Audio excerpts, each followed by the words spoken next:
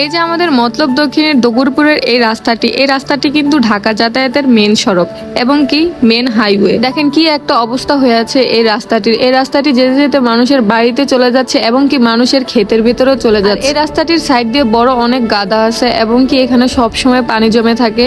দুইটা গাড়ি কখনো একসাথে যাতায়াত করতে পারে এবং কি গাড়ি চালকরা তাদের গাড়ি সেভ করতে গিয়ে রং সাইডে ঢুকিয়ে দিচ্ছে গাড়ি, এছাড়া আর কোনো উপায়ও নেই। এই কারণেই তো এত অ্যাক্সিডেন্টের সংখ্যা বেশি। তবে আমি একটা কথাই বলতে চাই, এই রাস্তাটি দিয়ে কি কোনো গণ্যমান্য ব্যক্তিরা যাওয়া আসা করে না? এই জিনিসটা কি তাদের চোখে পড়ে না? যেহেতু এটা মেন সড়ক সেহেতু এই বিষয়গুলো তাদের কিন্তু খেয়াল রাখাটা উচিত। এবং কি আমাদের মতলব দক্ষিণে অনেক মেন সড়ক আছে যেগুলোতে অনেক ধরনের সমস্যা হয় রাস্তায় এবং কি ব্রিজে। এগুলো যদি কর্তৃপক্ষরা একটু নজর দেয় তাহলে কিন্তু এই সমস্যাগুলো আর হয় না। আর এই রাস্তাটিতে একদিন আর 2 দিনে এরকম হয়ে যায় নাই, এটা তো হতে অনেক সময় লাগছে। আর যখন এই রাস্তাটির প্রথম এই সমস্যাটি হয়েছিল তখন যদি এটা গুরুত্ব সহকারে দেখা হতো তাহলে কিন্তু এই সমস্যাটি আর হতো না। এই রাস্তাটি নিয়ে অনেক ভোগান্তির শিকার হচ্ছেন ড্রাইভাররা।